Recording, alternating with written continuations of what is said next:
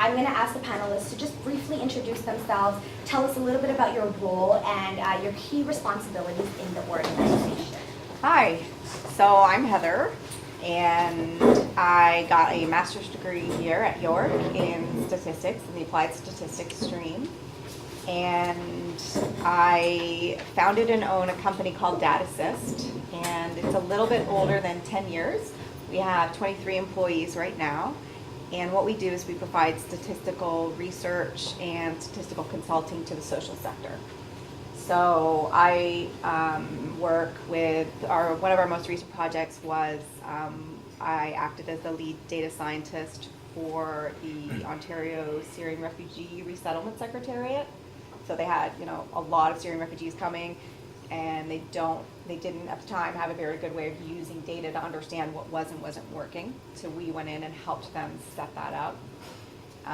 And then we also work in Bangladesh helping rural female farmers understand how to get more milk from cows.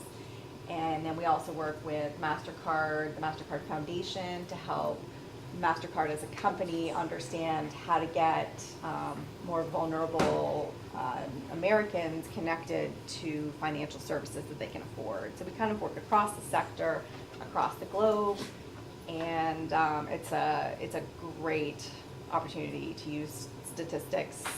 We say statistics in the wild. And so that's what I do. I love it. I wouldn't trade it for the world. And I think that's me. My name's Andy Ko. Same as Heather, I did my master's degree here at York in applied statistics. Currently, I'm a statistician at Science Services. Our main job is to submit new drug applications to the FDA. So let's say a pharmaceutical company invents a new drug. Well, you have to prove that it's safe. You have to prove that it works. And we're a company that assists the pharmaceutical company in applying to make that drug public. I'm Joseph Silva. So I didn't do my master's here at York, unlike the two smarter ones. I did my undergrad here in economics and statistics, and I was in the concurrent education program as well. But then I did my master's in economics at a different school, and I found that the statistics background helped with the econometrics. I found that I was a lot stronger in econometrics than my classmates actually. So that was one thing. But then my path really took me into the economist path. So I know it's for the statistics group, but hopefully I could demonstrate that that you could leverage some of the technical skills to pursue other career paths, if you will. So right now I work at the regional municipality of York in the finance department, and I'm a deputy treasurer for the region. I'm Natalia. I don't have master's degree at all. So I'm undergrad at York, statistics and probability. So I graduated some time ago and started with RBC, and I'm currently working for RBC Dominion Securities, which is a full-service brokerage in RBC Wealth Management division. Our group main focus is to support investment advisors to find the best service, the most optimal service model for their clients. So we do various analysis of client base, and we try to spot opportunity, find solutions, and provide them with analytical insights for their books. We also, because we have access, we're exposed to a lot of financial data, market positions, trading, money movements, transaction, and client information. And since we work with this data every day, a lot of our projects are with compliance. So sometimes we run a number of reports trying to identify certain trends or scenarios that need extra monitoring or review, just to ensure that we comply with all the regulations of Canada. And then sort of the fun part of the job is to create more of like a performance metrics report for upper management or strategic groups, and those could be something, you know, creative. They're usually in the form of dashboard, so they include a lot of trends, time series, data visualization techniques. So to do all that, basically our three main, like in terms of technical skills, our three main requirements to do the job is SAS, SQL, and VBA. So I would like to now just touch a little bit upon your career journey. So we know what you're currently doing, but I think the rest of the students here would like to know just a little bit more about your career journey. You know, what was your first relevant position out of your, whether it be your undergraduate program or your master's program, and if you can also perhaps shed some light on how your education played a role in some of these positions as well. I was really thinking about completely majoring in stats. I find it very interesting, the probability stuff, the theory, and I only remember about 15% really of what I learned, so don't ask me. But it was very interesting, and that really provided a foundation for my Teachable, because I'm not sure if you're familiar with how teacher training works or used to work. You have to have a Teachable, and math was my Teachable. But I didn't want to do pure math. I found it a bit too complex for me. So I chose stats because it was a bit more applied, quite frankly. But what that helped was, as I said, it really gave me a strong foundation for the math component of econ, which was econometrics. And I actually ended up taking econometrics in grad school when I did my master's in econ, and then I did quantitative methods. It's all coming back to me now, and some like really numerical stuff because I could do it. And I found that some of my classmates who had pure econ background struggled with the math component because they didn't have a good foundation. I didn't, and I was actually able to explain it to them, and I did much better, not just with the quants but also with the pure econ stuff. And for any of you interested in economics as a graduate program, it's really math and stats applied to econ. That's how the classical economics program has been constructed. But because I did the econ masters, when I graduated about 12 years ago, the federal government was hiring like crazy, and they were going school by school. So they went to my school, I went to McMaster, they went to York, and they were interviewing on site. So I ended up getting a job as an economist, and that was the title, and I was so proud of myself. I said, wow, I have a master's in econ and I'm an economist. And I got a job with the federal government as an economist, working for the finance department, so I had to move to Ottawa. But the work as an economist is different. Like for any of you who's in the field, there are different kinds of economists. There's people who do the number crunching and do the econometric modeling, and then there are others who actually are policy people with an economics background. So I was a bit of both. My own journey though took me to all three levels of government because I got bored really quickly. So after 2 years, I would move on to a different position. And I guess it's okay because you're a younger person. My supervisor would say, oh, there you go again, off you go. But my movements allowed me to move around, and I ended up working now for the municipality of York, which is, I work in Newmarket, and I'm in the finance department actually. So my portfolio now has nothing to do really with stats. It's payables, receivables, payroll, but it's that foundation that sort of allowed me to progress through. Believe it or not, LinkedIn is very useful. When my first job out of school, a recruiter contacted me based on my LinkedIn. and that kind of led to what happened now. My first job out of school was for a company called British Aerospace. They're basically the Air Force for Britain, but in Canada, they do civilian applications. So what the company did here was to try to catch auto insurance fraud. And I was more on the customer-facing side, so we interface between the customers and the programming data science team. The statistics background really helped. So in data science, I feel that most of my coworkers come from a computer science background, but they have a lot of respect for people from statistics. There's some things that, so in big data, in that company, I guess it's big data,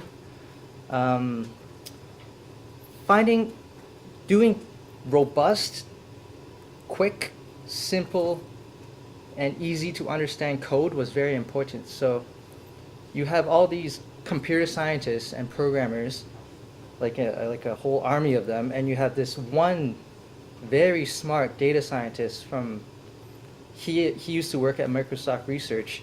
He actually has a PhD in stat and a master's in computer science. But I find that in data science, people aren't looking for the statistician as much as they're looking for the all-rounder, right? And then after that job, I was like, okay, I really miss doing statistics.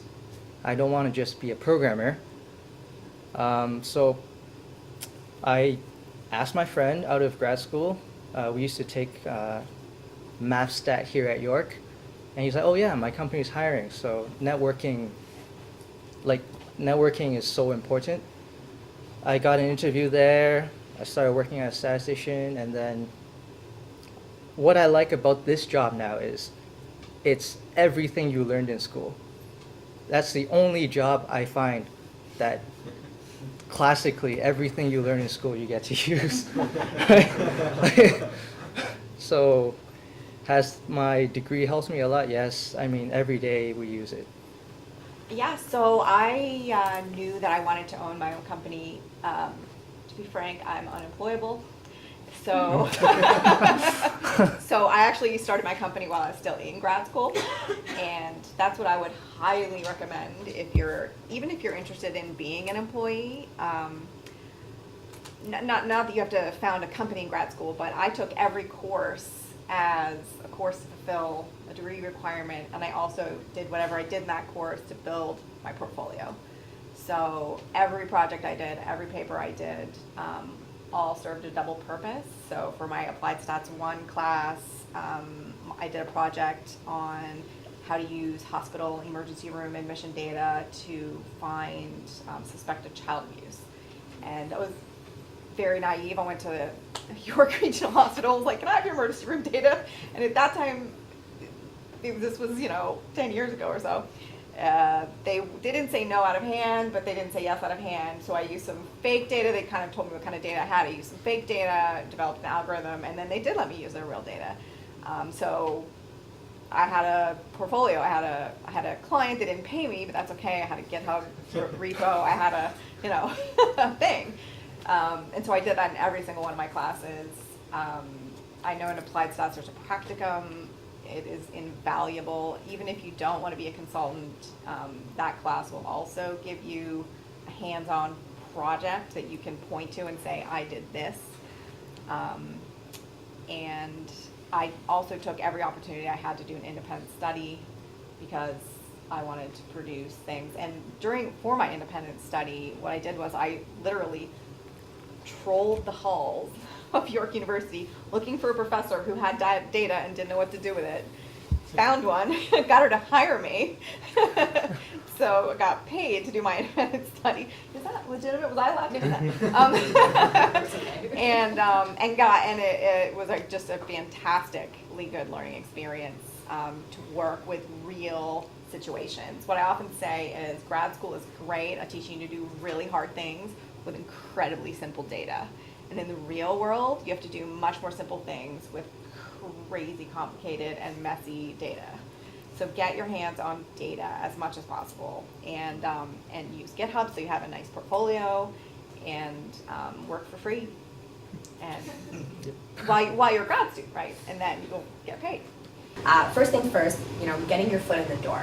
I think that's one thing that we kind of heard as well. You may have a ideal job that you're looking to get, whether it's out of your undergrad or whether out of grad school. But sometimes it's a matter of exploring what other opportunities are there. For example, your job B and C that will essentially get you to job A eventually. I encourage you to really explore what those job B and C's would be, because that could be an excellent opportunity for you to do some free work, volunteer, get that experience and get your foot in the door, and then eventually move into a position that you really are passionate about and really is something that meets with your expectations of what you wanted your role to be in the future. A couple of other things that we heard as well was LinkedIn, and I really like that you put that in there, because I think it's such an important piece to have, especially if you are, whether you're still in school or you're job searching, get on LinkedIn. If you do not have a LinkedIn account, please remember that the Career Center is here to help you with that one-on-one support. Because it's so important, and I think studies show that over 85% of recruiters actually recruit off of LinkedIn. That's a huge number. And if you're looking to connect with people, and our next question is going to go into this as well, but if you're looking to make those connections, please not only set up an account, but make sure it's a complete profile as well. Because guess what? If you go and meet with someone, especially an employer, what's the first thing that they're going to do?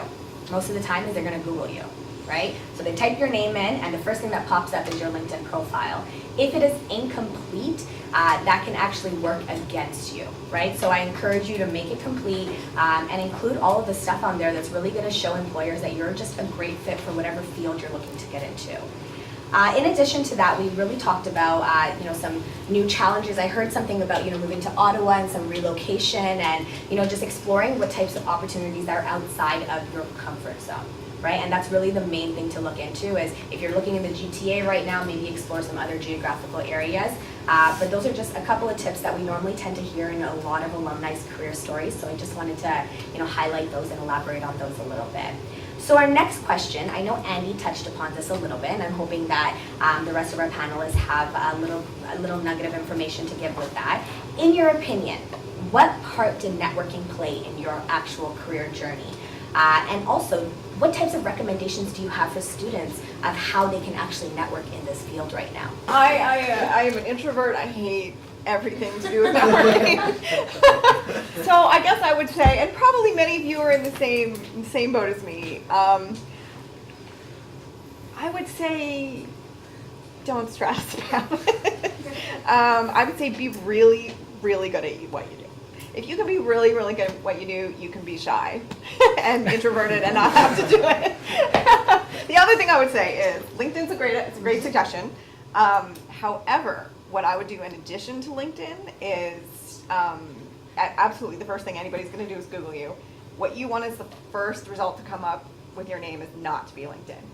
You can get a personalized website for like $12, right? If you can't get your name, if your name's gone, get something that's like your name, something professional. That's, but there's so many variations on your name. Heather Kraus statistician, Heather Kraus data science.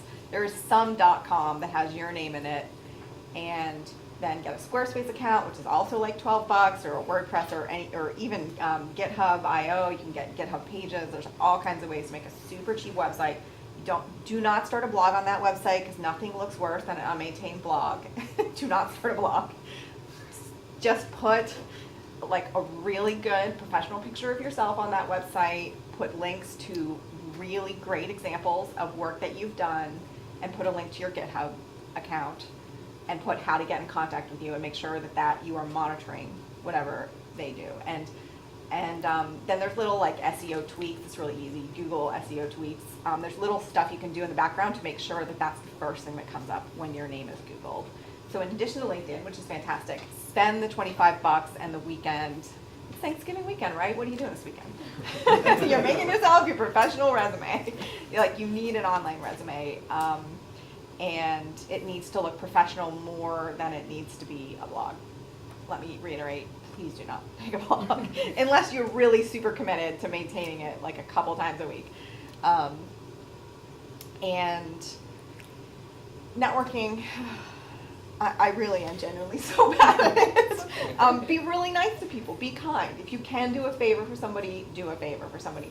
That is 100 times more valuable. I've gotten the return on investment for one small act of kindness is way better than 10,000 professional networking events with a cocktail in your hand, if you're somebody like me that hates that. There are people who love that, and I'm sure that hopefully one of these people are that. It's funny, the first, I actually did what, I agree completely with what Heather said. My first time reaching out to people was actually through the help of George. He helped me get one of my first interviews. I didn't get the job. And then I think that networking, the professional networking, like networking is such a broad word. Network with your classmates. Yeah, like don't like try to like I need a job from you. What can you suggest? Right? Just be friendly to people. You never know in the future, because in the end, everybody that makes it to the master's program is pretty smart. So once you're there, everyone knows you're pretty smart. So what makes people want to work with you is having a nice personality, being someone that someone wants to work with. And I think if you can show people that, I don't think you'll have trouble finding work. So personally, for me, I applied and got positions through the unusual way by completing applications, writing a bunch of exams, getting through interviews. But the interesting thing is, so just to build on what these guys said about being nice and actually building at this stage in your career almost a personal network of people who know you and how that you're a smart person and good to work with. Because when I was working in Ottawa for a couple of years, and I wanted to come home to Toronto where my family was. So I was looking for a job also in government, but in Toronto, and I found an economist position working for the provincial government. So I applied and got an interview. But I didn't realize that a classmate of mine from grad school was also working in the same ministry. And apparently, and I didn't know this until after I got the job, the hiring manager spoke to my classmate and asked about me. So it was an informal recommendation, so the power of informal recommendations, right? Because the application process is highly imperfect, but humans want to try and make as perfect a decision, so they'll try and get more information by Googling you, by creeping you in Facebook perhaps to see what kind of a person you are, or talking to people who might know you and ask more about you. So at this stage, I guess, really build on your own network in terms of the quality of your work. But lately I've been, in my position, I've had to hire people in all levels, managers, down to the more junior staff. And I'm finding that people do reach out to me via LinkedIn to not to ask me about jobs in my own workplace, but to ask me about working for the public sector, specifically in the municipal sector. And because I'm very interested in hiring more and more emerging professionals into the municipal sector, which admittedly has a bunch of people who've been working there for 30 to 40 years, I would open that and I'd say, yeah, sure, absolutely, let's schedule time for a call or coffee. And I would always say, I work in Newmarket, would you want to come up to Newmarket and meet with me? And I would actually schedule time. So I would sit down with the person, they would ask me about my industry, and I would get to know them. And they would get to know me, but then they would follow up. Say 2 months from now, they would see me on LinkedIn, and then they would share their resume to the point that I would actually start to remember their name. Because if someone reaches out to you and then and then the names can be very forgettable, but if someone actually follows up and shows genuine interest in your work, you remember them. So there was a position that one of my managers posted recently.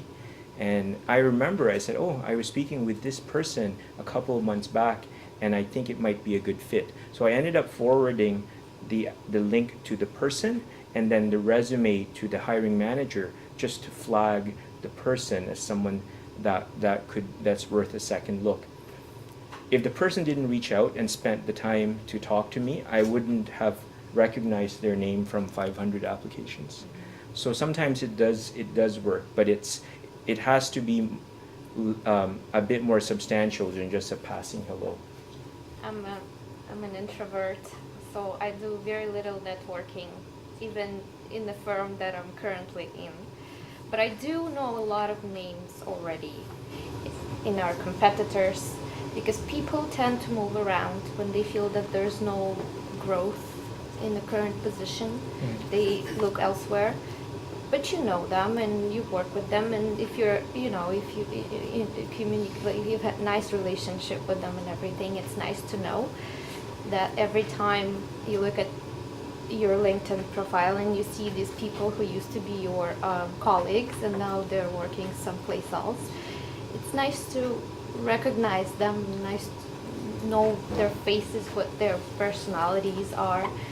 And happened to me a couple of times when they reached out and asked if you're interested in changing your career path a little bit. We're building a new team, things like that. But I'm not actively pursuing any of that. I'm not building any networks. But I do believe that people that I work with, I definitely feel like it's worth always to be in good terms with them, and I feel like it's good to be diplomatic all the time, even if it's something frustrating and there's some added pressure, or sometimes things get heated, but it's always nice to keep your cool, be diplomatic, and that kind of saves, opens a lot of doors, maybe, potentially. And also some of my friends who were in school with me at the same time, and they become actuarial scientists. I know that their profession, they sort of look out for each other all the time. They create programs for each other, society, they build networking and everything. So I wish it was kind of like that for statistics too. And if there is a way to do it, I'll be happy to participate. When it comes to networking, there's so many different ways. Platforms such as LinkedIn and what Heather recommended about creating your own website. These are ways to get your name out there. And one of the biggest things that we've heard from all of our panelists is be nice. I think that's a message to really carry forward with you. It's not just a matter of being nice, but it's also about creating genuine rapport with people that you're in class with, people that you see on a regular basis, people that you see at community events. Because at the end of the day, as was mentioned before, showcasing your personality is super important. No matter what field you're in, technical skills seem to be more teachable than soft skills. If you don't have those basic soft skills of being able to work in a team and being able to deal and work effectively with different personalities, that really plays a role when it comes to employers wanting to hire you and the impression that you're giving off to the people who may potentially send you an opportunity in a couple of years or a couple of months. So really being very thoughtful and very genuine when you're building connections with people is super important, because people remember faces more than they remember names. And one of the things that Joseph mentioned about meeting with people for coffee and individuals reaching out to him, that trend is called informational interviewing.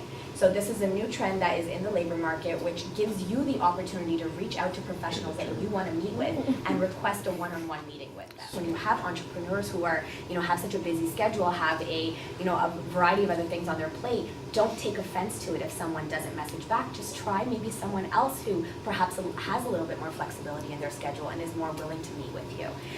Another thing that I would recommend as well is give people options. Right? I can't say for a fact that it's going to work 100% of the time, but instead of requesting a 30 to 40 minute meeting with someone, maybe give them the option of asking a question over email, or maybe a 10 to 15 minute phone call. These options and these alternatives will open up the possibility of people being able to connect with you as well. So I highly recommend it, especially for anyone who does not like networking events. I will put it out there, I hate networking events. I absolutely do. I never liked them. They were super intimidating. You end up talking to all these big wig people and you don't know what questions to ask. So there are a lot of different ways for you to do it, no matter what your personality is or no matter what your learning style is. What is it about your current positions that you find the most enjoyable? And what is it about your current positions that you find the most challenging? And what are some ways that you overcome that, or what are some stories that you want to share with the students as well? I enjoy most of the things about this job. I like the sort of the culture of this industry. I like the pace. I like that there's always change. There's always appetite for change. There's always something happening. It's always nice to know that it's not gonna become mundane. It's gonna progress, and we're gonna have new projects. The challenging part is sometimes is the pressure of some reports that are related to like regulations. I feel like that there a lot of times there's a lot of things that could be not as well defined as we want them to be as mathematicians. They like to use they like to say things like, this is not the spirit of the law, and this could be very that's not very clear if you're trying to teach a machine to do something. It's not something definable. And there's always the time constraint, because the regulators, they have the same deadlines for all the firms. So if there's something going on with the IT department, something going on with the data and everything, this is not an excuse. So the challenging part is always there's pressure of that. But I mean, it's manageable anyways, and we do have the flexibility of maybe sometimes staying late, but then other time taking a little more time, being flexible with other things. So it's a trade-off. But other than that, I do like the fact that a lot of like MBA professionals and everything, they are very open people. They're always open to conversations. They like their meetings. They like to explain what they want, and I like to be, yes, and I like to, I like the way that they present the information. Kind of speaks to me. There is a math part to it, and then I always think there is an artistic part to that, like the way that they like their reports to look certain way, to interact with the reports, like let's say in Visual Basic applications, they like to change parameters and they like to look at what happens, like what if scenarios. I really enjoy doing that for them because it kind of makes me feel like I am, it's like a little bit of a game aspect to that. So in government, we're beginning to take advantage of process improvements, technology, looking at the promise of data. So for example, in our procurement function, we're looking at exploring category management. So looking at all our spend over many years to figure out, is there a better way to bundle so that we could optimize our spend and realize efficiencies. The challenge with some of all these wonderful ideas is we don't have, so we have sort of processes we've built over decades that we're trying to now improve, and there's also a lack of data to try and do any interesting analysis, for lack of a better word. So starting to collect data we're starting to collect data, but it'll probably take a while to get to a point where we have something more substantial. So I would say that will be something interesting and challenging we're working on. Never in my life would I think that after I graduated, I would hear the words Hessian matrix again. Right?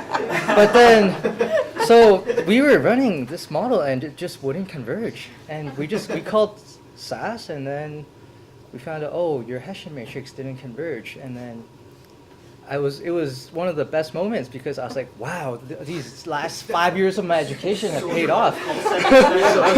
Yes, I remember this now. I don't have enough patience in this country, so I can't use country as a random effect, right? So what was the problem was, so now that we don't have countries as a random effect, what do we do? What does it mean? What does it change, right? That was very challenging. I mean, we learn all the math, but then what? The whole point of hiring a statistician, right? I mean, my grandma can run SAS, right? You just do proc whatever on the data. Is when something goes wrong. I think George mentioned this when I was in undergrad or my master's. If it was easy, they wouldn't pay you to do it. Right? Yeah. They wouldn't look for a statistician. Right. They want to find you when something goes wrong. That's when you're most valuable. So the most enjoyable aspect of my job, I think, would be able to use my education. Most challenging part, I never expected to be so, as a statistician, you're always Robin to someone's Batman. Yeah? You're never, you're never the main character, right? It's never, That's a great way of putting yeah, you're always the sidekick. So Yeah. I never know when I'm on a call in a meeting with a bunch of doctors. Right. Everybody has like 10 years more education than I do. I have no idea what they're saying.